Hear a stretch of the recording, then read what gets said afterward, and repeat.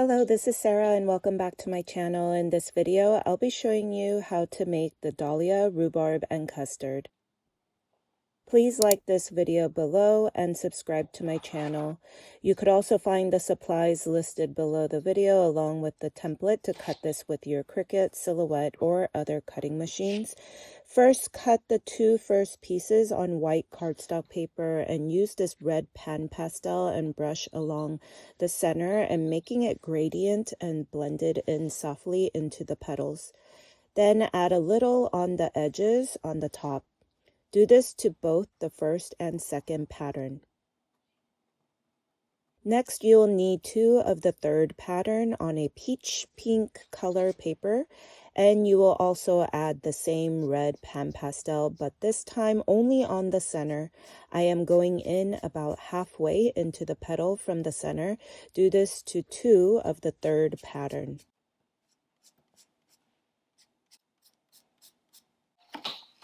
Next, cut all the center on yellow cardstock paper. You will need one with the fringe and two sets of the other center patterns.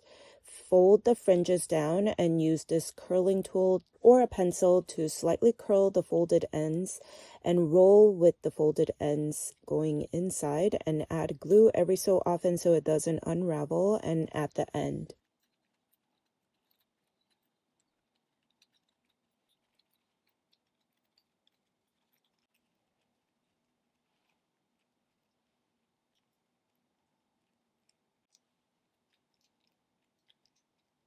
You could fluff it out to bring it out, but you want the curve to go towards the center. It should look like a sphere on the top.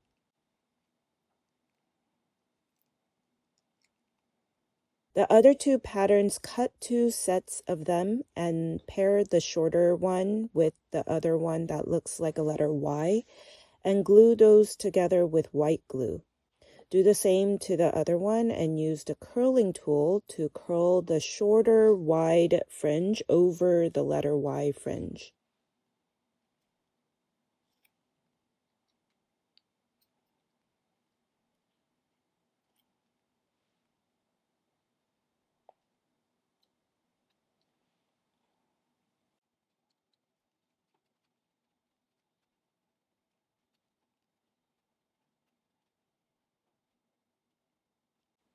Then glue this to the center and get the other pair and glue again, but make sure to crisscross so it fills in between the gaps.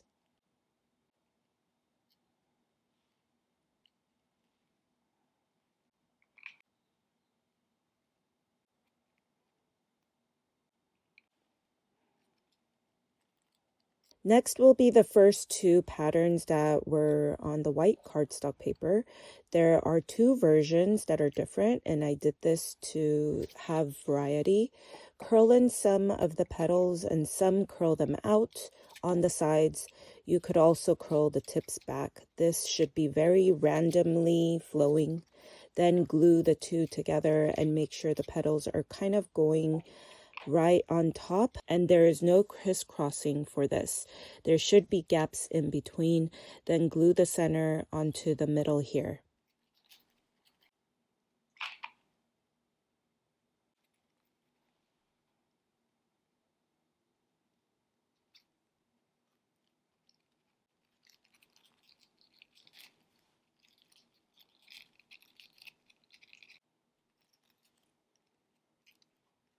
Next, take the two of the third pattern and curl each petal in, then open it back.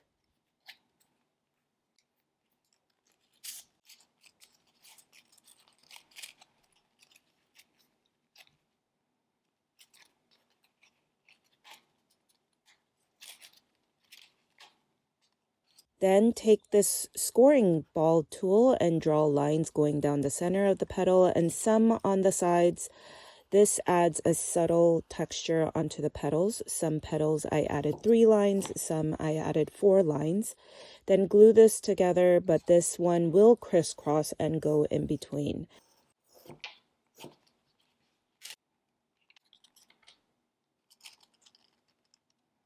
I also adjusted some of the petals to go behind on the sides. Then glue the center onto the petals. Next, take a thicker floral wire and curl the tip and bring the curled tip down so it is perpendicular to the floral stem. Then have 2 of the first bottom leaf shape that has the 4 leaves on green cardstock paper. Poke a hole on both of them. Then add them to the stem and add hot glue. Add the second one below and crisscross and glue that. Then glue the flower onto the bottom leaves and hold it down so the glue sets. Then there is another bottom leaf. This one has 5 leaves and glue this on the bottom as well. Then I have some side leaves with 3 versions. You can cut 1 of each for each flower. Add more or less leaves on each flower.